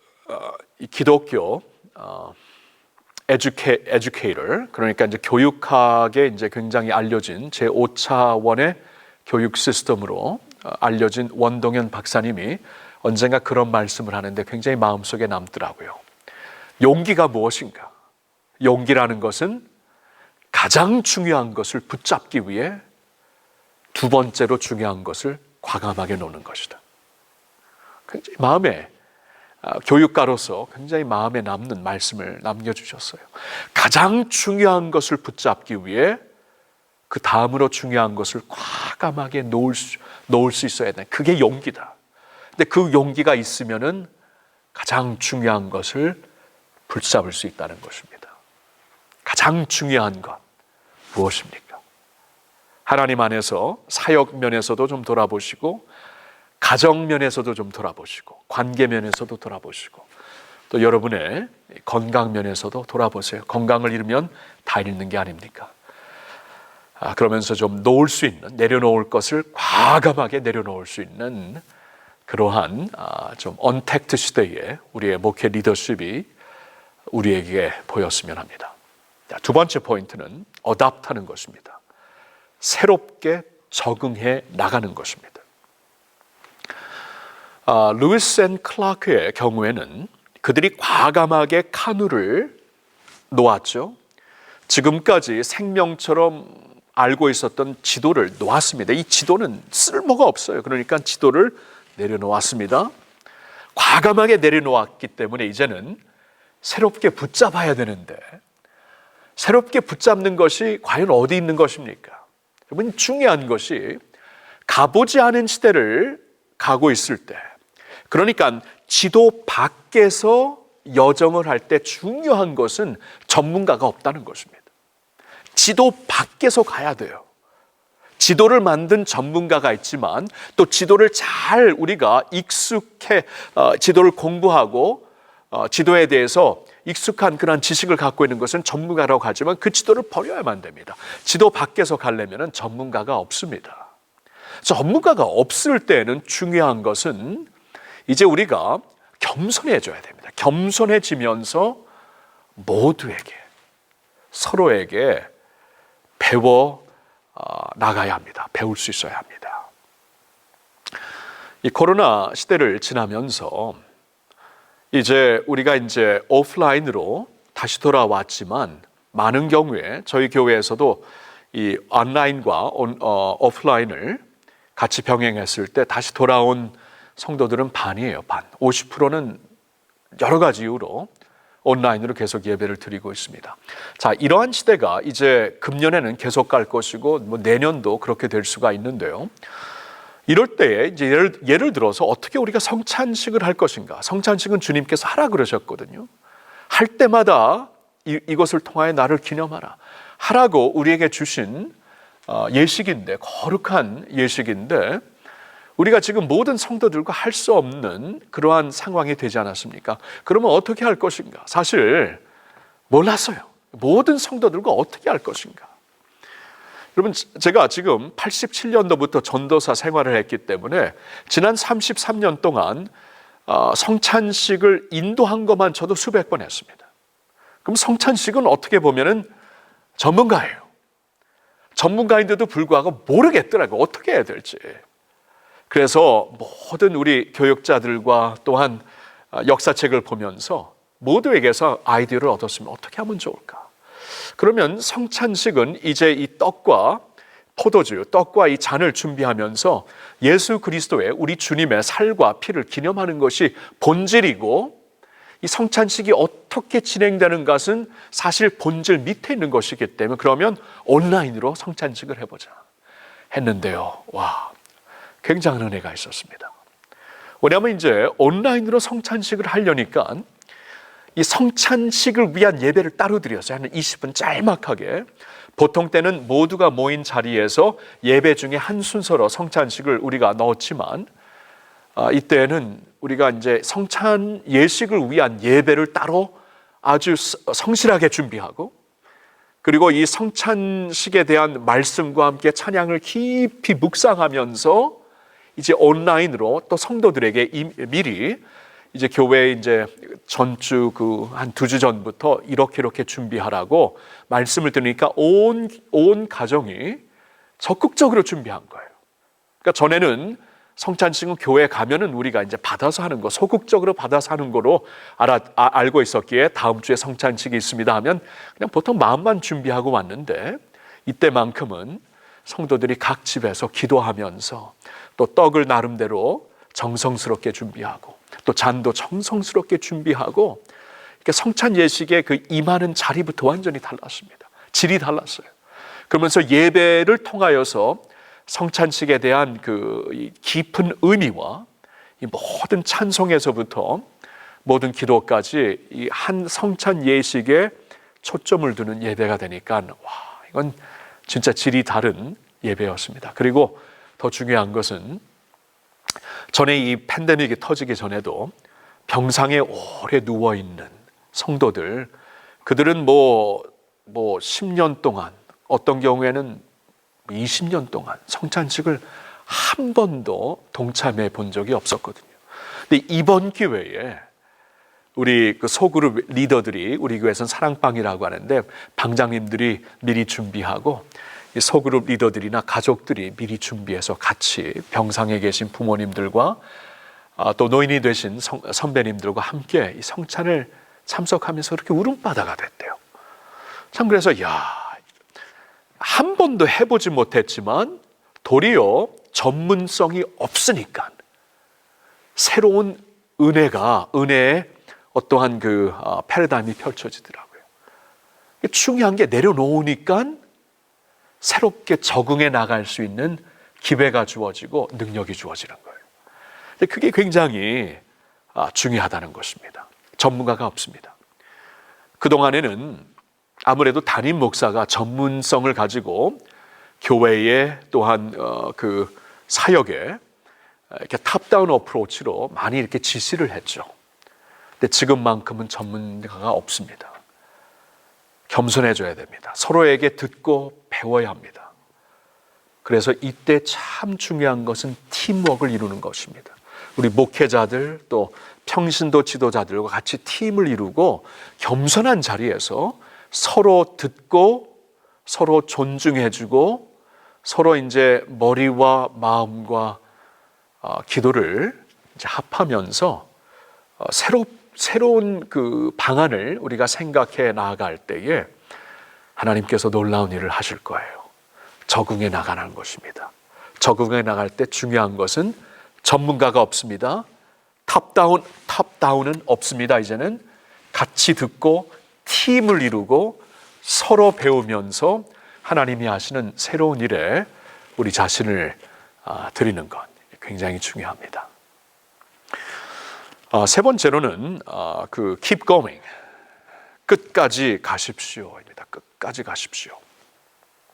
내려놓고 새롭게 적응해 나가면서 끝까지 가셔야 돼요. 끝까지. 여러분, 이 팬데믹이 얼마나 갈지 몰라요. 전문가들은 뭐 2년, 3년 이상도 갈 수 있다고 합니다. 그리고 이렇게 온라인, 오프라인으로 이 방칙 단계가 달라질 수 있기 때문에 그때마다 온라인으로 다 갔다가 다시 오프라인으로 왔다가 같이 병행하며 이런 식이 이제 계속 될 텐데, 이럴 때 목회 못하겠다, 힘들다, 이럴 때는 진짜 우리가 어떻게 해야 될지 모르겠다 하면서 우리가 포기할 수 있는 것은 아니잖아요. YWAM의 그 창설자이신 로렌 커닝햄 목사님과 언제 한번 제가 미국에서 사역할 때 둘이서 식사를 할 기회가 있었는데요. 이 YWAM 그 세계에서 지금 가장 많은 젊은이들을 선교사들로 세계에 보내는 그러한 단체가 아닙니까? 이분하고 식사를 하면서 이제 이런저런 얘기를 하고 제가 이제 한 가지 그때 이제 식사를 끝내면서 저한테 이제 아직 그때는 40대였으니까 이렇게 그 아들과 같은 한참 후배인 목사에게 그래도 이제 선배로서 마지막으로 좀 해주고 싶은 말씀이 있습니까? 그러니까 그분이 잠시 이렇게 생각을 하면서 이 말씀을 하더라고요. 끝까지 가라고. 뭐냐면은 본인이 수많은 그 하나님의 종들을 보았는데 수많은 젊은이들을 이제 보았는데 그들이 열정도 있고 헌신도 하고 주님을 위해 내가 살고 죽겠습니다 했는데 하나님께서 브레이크드루를 하나님께서 돌파를 주시기 바로 전에 많은 경우 그만두더라. 그때만 넘기면 돌파가 있는데 그 순간만 참으면 성령의 새로운 브레이크드루가 있는데 그때를 넘기는 사람들이 많지 않더라. 끝까지 가라. 저한테는 참 그 귀한 교훈으로 남아 있습니다. 끝까지 가라. 여러분, 우리가 새로운 길을 걸으면서 최선을 다하다가 실패할 수는 있어도 포기할 수는 없습니다. 실패할 수는 있어요. 포기할 수는 없습니다. 끝까지 가셔야 됩니다. 하나님께서 부르신 그 자리에서 끝까지.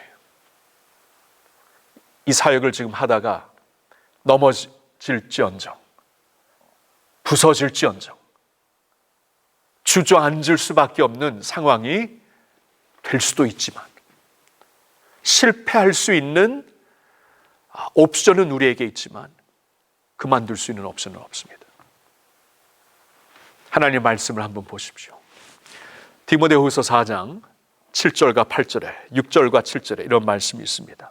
전지와 같이 내가 벌써 부어지고 나의 떠날 시각이 가까웠도다. 나는 선한 싸움을 싸우고 나의 달려갈 길을 마치고 믿음을 지켰으니. 그러면서 한 절을 계속 읽는다면 이제 후로는 나를 위하여 의의 면류관이 예비되었으므로 주 곧 의로우신 재판장이 그날에 내게 주실 것이며 내게만 아니라 주의 나타나심을 사모하는 모든 자에게도 이라. 여러분, 사도 바울이 지금 이제 떠날 때가 되었구나, 이제 관제처럼 부어질 때가 되었구나, 아마 순교할 때가 가까운 것을 인지하면서 이 말씀을 사랑하는 아들과 같은 디모데에게 이제 유언처럼 전했던 것인데 그는 말을 하고 있습니다. 이제 그 시각이 이제 부어질 수 있는, 내 삶이 하나님 앞에 부어질 수 있는 시각이 가까웠지만 나는 이것을 반드시 하나님 앞에 간증할 수 있다. 그러면서 뭐를 말합니까? 나는 선한 싸움을 싸우고 나의 달려갈 길을 마치고 믿음을 지켰다. 여러분, 강조하는 게 무엇입니까? 선한 싸움을 싸우는 것을 강조합니다. 싸워갖고 꼭 이기라는 법은 없습니다. 때때로는 질 때도 있습니다. 그러나 싸워야지요. 감당해야지요. 나의 달려갈 길을 마쳤다. 우리는 자꾸 세상적으로 다른 박질하면은 1등, 2등, 3등, 금, 은, 동메달을 생각하면서 달리는데 그럼 다수 나머지는 뭐예요? 달리지 말 걸 아예. 아닙니다. 성경은 뭐라고 합니까? 달려갈 길을 마치는 데에 포커스를 두고 있습니다. 그리고 믿음을 지켰다. 믿음을 가지고 큰 공을 세웠다. 믿음을 가지고 큰 업을 감당할 수 있었다. 아닙니다. 믿음을 지키는 것에 초점을 두고 있습니다. 여러분, 사도 바울은 지금 마지막 이 시점에서 하나님 앞에, 그리고 사랑하는 아들과 같은 디모데 앞에서 그가 자랑할 수 있는 것은 끝까지 내가 달려갈 길을 달렸다. 선한 싸움을 나는 감당하며 싸웠다. 그리고 믿음을 지켰다. 이것이었습니다. 여러분, 이러한 바울뿐만이 아니라 이러한 자세로 주의 날을 사모하는 모든 사람들에게 준비하신 면류관이 있다. 이 면류관을 향해 우리가 끝까지 달려야지요. Keep going.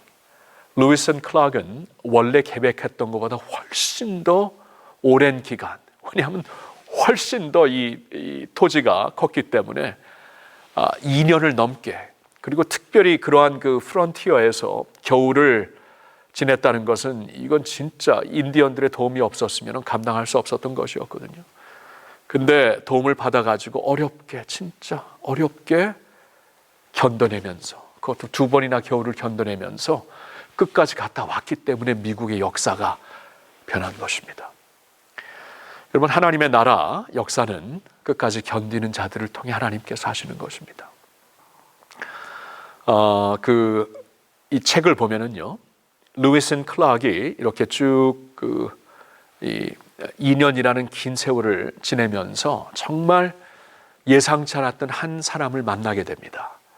여러분, 화면에 보이는 사카가웨아라는 인디언 여성이에요. 그는 한 어린 아기를 가진 어머니였는데 그 젊은 여인을 만나가지고 그 여인이, 사카가웨라는 여인이 끝까지 그들이 이 탐험을 마칠 때까지, 원정을 마칠 때까지 함께했던 여인입니다. 그래서 여러분, 바로 옆에 보이는 그 동전에 미국의 그 1불, 전에는 1불짜리였지만 이제는 1불 동전이 되는데 1불 동전에 나오는 그 여인이 바로 이 사카가웨라는 여인입니다. 전혀 예상치 않았던 곳에서 도움을 받게 되었다. 탑 볼징거, 그 저자는 우리도 전혀 예상치 못했던 그러한 그 여정을 걸으면서 우리를 도와주시는 성령님이 항상 함께 하시기 때문에, 끝까지 함께 하시기 때문에 우리가 포기만 안 한다면 그분이 우리를 도와주신다. 우리가 전혀 생각하지 않은 곳에서부터 도움을 주실 것이다라고 우리에게 격려를 해주고 있습니다. 양화진에 가보면은 우리 한국 땅에 와서 선교를 하고 나중에 이제 이 땅에 묻혀진, 매장된 선교사님들이 계시지 않습니까? 저는 그곳에 지금 한 4번 가봤나요? 4번쯤 갔는데 갈 때마다 저에게 참 은혜가 되는 것은 그들의 이제 묘비가 세워져 있는 곳을 쭉 다니면서 그들의 이름도 한번 이렇게 조용히 읊어보고, 이름을 한번 외쳐보고 마음으로, 그리고 그들이 언제 살았고 언제 죽었는가, 그때 우리 한국의 상황은 어땠는가 이렇게 상상을 해보는 것이 저에게는 참 큰 은혜가 되는데요. 언젠가 이제 그 묘비를 쭉 지나면서 어느 한 그 토지에 한 가정에서 엄마 아빠와 어린 아기가 같이 묻혀 있는 그 묘지가 있었는데, 그 묘비를 세워진 3개의 묘석을 보면서 제 발이 떨어지지가 않았습니다. 사실 교과서에서는 그렇게 알려진 선교사님 그 가문이 아닌데, 그 묘비를 보면서 참 제가 마음이 뭉클했어요. 먼저 그 가운데는 아기의 묘비였습니다. 그 묘비를 보니까 그 아기는 한 1년 돌을 막 지나고 죽었더라고요. 그러니까 한참 귀여웠을 때, 이 부모의 입장에서는 태평양을 건너서 그 당시 한국 땅에, 코리아 땅에 왔다는 것은 다시 돌아가지 않는다는 그러한 각오를 하고 온 것이 아닙니까? 왔을 때 너무나 낯선 땅에서 얼마나 힘들었을까요? 그러나 그 부모에게 큰 힘이 되고 낙이 되었던 아기였을 거예요. 항상 그 아기를 보면서 마음속에 위로를 받았을 텐데, 그 아기가 돌을 막 넘기고 아마 토지병에서, 이 풍토병으로 인하여서 죽었겠죠. 그 당시에 많은 선교사님들이 전염병이 풍토병으로 돌아가셨는데, 그래서 아기가 죽은 거예요. 근데 그 엄마를 보니까, 옆에 묻혀있는 엄마의 묘비를 보니까 아기가 죽은 지 한 6개월 후에 같이 죽어서 그 자리에 묻혀졌더라고요. 저는 그래서 생각을 해봤습니다. 이 엄마가 왜 그렇게 비슷한 시기에 죽었을까? 어쩌면은 같이 그 풍토병에 걸려서, 전염병에 걸려서 6개월 더 살다가 이제 하나님께 부르심을 받았는지도 모르고, 어쩌면은 아기가 죽은 후에 너무나 이 가슴이 아파서, 영어로 말하면 broken heart죠. broken heart. 제가 목회를 하면서 보았는데 broken heart 때문에 나중에 죽는 분들이 사실 있습니다. 너무나 가슴이 아파가지고 더 이상 살 그 기운을 유지하지 못하고 나중에 그냥 죽게 되는 사람들을 보게 되거든요. 어쩌면 이 엄마는 그 아기를 먼저 주님께 보내드리고 그런 식으로 6개월 만에 세상을 떠나는지도 모릅니다. 근데 세 번째 묘비를 보니까 아버지의 경우, 남편의 경우 30년인가 40년, 기억은 제대로 안 나는데 30년 이상을 이 땅에서 선교 사역을 끝마치고 그곳에 묻혀졌더라고요. 제가 그 모습을 보면서 가슴이 메어낸 거 있죠. 충분히 아기가 먼저 죽고 그 다음에 아내가 사모가 이렇게 하나님께로 가게 되었을 때 그 선교사님에게는 이제는 난 여기까지다 하고 포기할 수 있는 이유가 충분히 많았을 것입니다. 하나님을 원망하고 하나님이 어떻게 나에게 이럴 수 있을까 하면서 다 내려놓고 미국으로 돌아갈 수도 있었을 것입니다. 그러나 그는 그러지 않았습니다. 30년 이상을 이 땅에서 하나님께서 허락하신 사역을 다 끝내시고 그 다음에 가족과 함께 오래전에 이 땅에 묻어졌던 아가와 아내의 옆에 묻어져서 주님께로 간 선교사님을 보면서 제가 그때 한국교회가 이런 선교사님들 터 위에 세워졌구나. 한국교회 영성은 이런 분들의 터전 위에 세워진 것이구나 라는 것을 마음속으로 느끼면서 얼마나 가슴이 뭉클했는지 모릅니다. 그러한 선교사님들 포기하지 않았습니다. 포기할 이유가 충분히 있었지만 포기했다면 오늘의 한국교회 없습니다.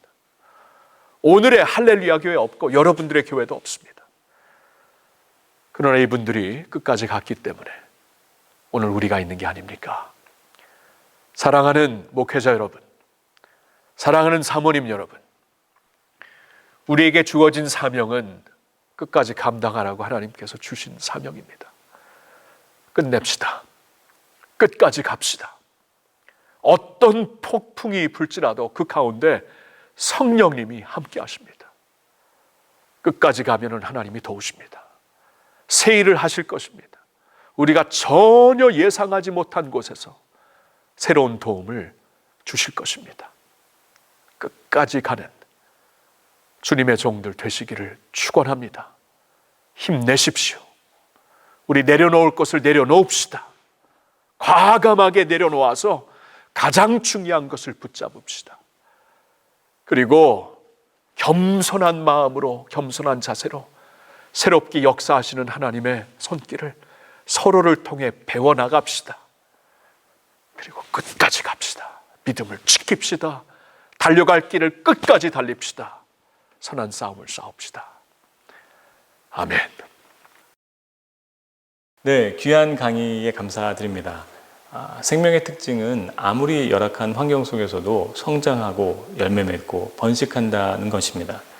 예수님이 우리에게 주신 영원한 생명은 말할 것도 없는 것이겠죠?